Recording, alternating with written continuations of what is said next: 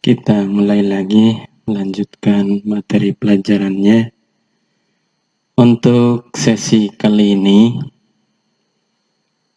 Bapak akan menerangkan tentang materi perubahan materi. Kemarin sudah menjelaskan sesi sebelumnya mengenai sifat materi, wujud materi. Dan untuk kali ini, Bapak akan menerangkan tentang perubahan materi. Jadi perubahan materi itu ada dua macam. Sekali lagi, perubahan materi itu ada dua macam. Yang pertama adalah perubahan fisika.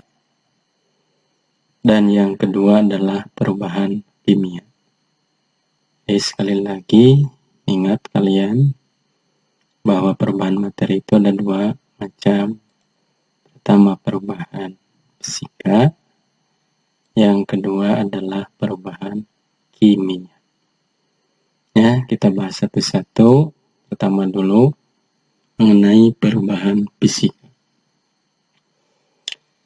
Perubahan materi, jadi perubahan fisika adalah perubahan materi yang tidak terbentuk zat yang baru, hanya perubahan bentuk fisiknya atau wujudnya saja.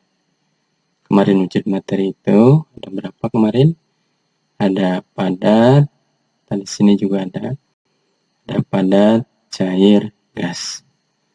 Kemarin sudah dijelaskan di sesi yang wujud zat, wujud materi, padat itu bagaimana, cair itu bagaimana, gas itu bagaimana. Nah, jadi perubahan fisika itu hanya yang berubahnya wujudnya saja. Ya, nanti diterangkan. Padat jadi cair, cair jadi gas, itu yang termasuk perubahan fisika. Misalnya, ini salah satu contohnya, es jika dipanasi berubah menjadi air, selanjutnya menjadi uap. Dalam peristiwa ini terjadi perubahan wujud, yaitu padat, ini bukan padat ya, padat menjadi cair, akhirnya menjadi uap, tetapi jenis zatnya tetap, yaitu air. Jadi mau cair mau uap tetap saja, itu namanya adalah air. Ya. Hal yang seperti itu karena yang berubah adalah wujudnya, maka itu disebut perubahan fisika. Perubahan wujud itu contohnya yang bagaimana? Yang menyublim, yang mencair, yang membeku, yang menguap, yang mengembun. Nah, itu perubahan wujud itu ada berapa macam? 1, 2, 3, 4, 5 macam. Kalau yang bentuknya 5 macam, maka itu termasuk perubahan fisika. Nah, kita lihat gambarnya di sini. Jika padat, nah padat ini contohnya es, ya, jika padat menjadi cair, ya, air, maka disebutnya mencair. Jadi lihat tanda panah ya, padat menjadi cair itu artinya mencair. Sebaliknya, jika asalnya cair menjadi padat itu disebut membeku. Contohnya adalah air menjadi es. Air itu cair, es itu adalah padat, maka disebutnya adalah membeku. Kita lanjutkan. Selanjutnya, jika asalnya cair berubah menjadi gas, maka itu disebutnya adalah menguap. Sebaliknya, jika gas menjadi cair, itu disebutnya adalah mengembun. Contohnya menguap, contohnya jika air dipanaskan, dididihkan, maka itu akan timbul gas cair berbentuk cair, ya. Maka itu disebut menguap. Kita lanjutkan. Ada juga perubahan padat menjadi gas. Padat menjadi gas itu disebutnya adalah menyublim, ya. Atau gas menjadi padat itu disebutnya adalah mengkristal. Ada juga yang sama mengistilahkannya menyublim ya, baik padat atau cair atau gas menjadi cair itu menyublim.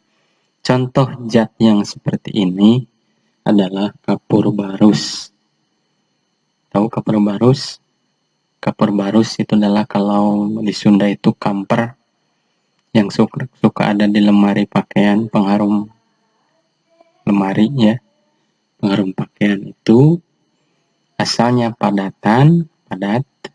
Mengapa bisa tercium aroma wangi? Itu karena yang padatnya berubah menjadi gas.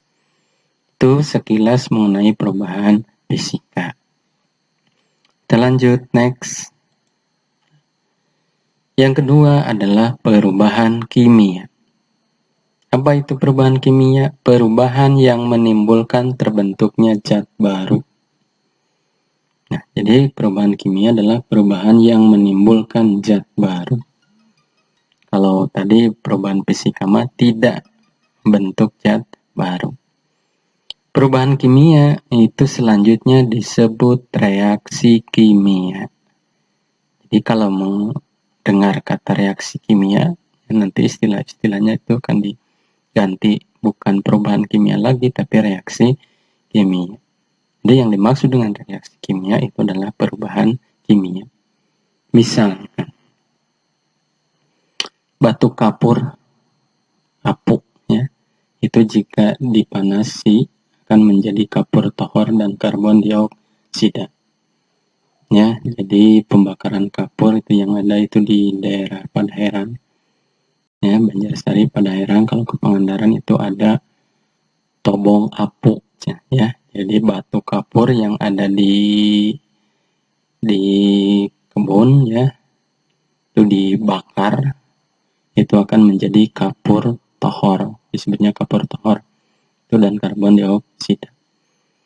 Batu kapur tohor dan karbon dioksida itu merupakan 3 zat yang berbeda. Berhubung sudah berbeda, maka peristiwa ini zat sebelum dan sesudah reaksi jenisnya berbeda. Contoh lagi adalah kertas dibakar. Nah, ini contohnya ya, kertas dibakar ya.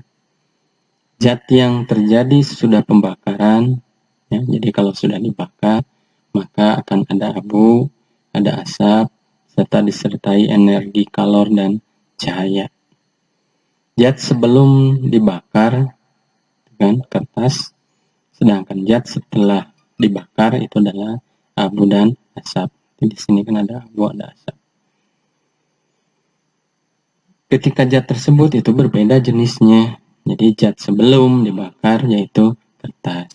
Berhubung ada perbedaan zatnya, itu zat baru, maka peristiwa tersebut itu disebut reaksi kimia atau perubahan kimia.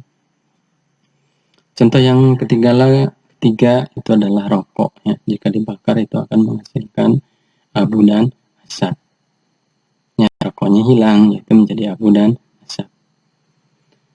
Contoh yang keempat adalah tumbuhan hijau.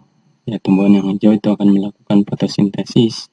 Fotosintesis itu akan mengubah karbon dioksida dan air menjadi karbohidrat dan air. Nah, ini juga di bawahnya ada gambar ya.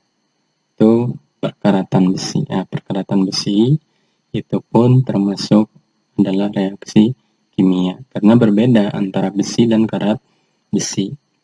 Ya, berhubung berbeda maka itu disebut perubahan kimia atau disebut juga reaksi. Itu adalah sekilas mengenai materi perubahan materi ya. Jadi perubahan materi sekali lagi ada 2 macam ya, ada perubahan fisika, ada juga perubahan kimia. Nah, itu sekilas mengenai perubahan materi. Nanti akan dilanjutkan lagi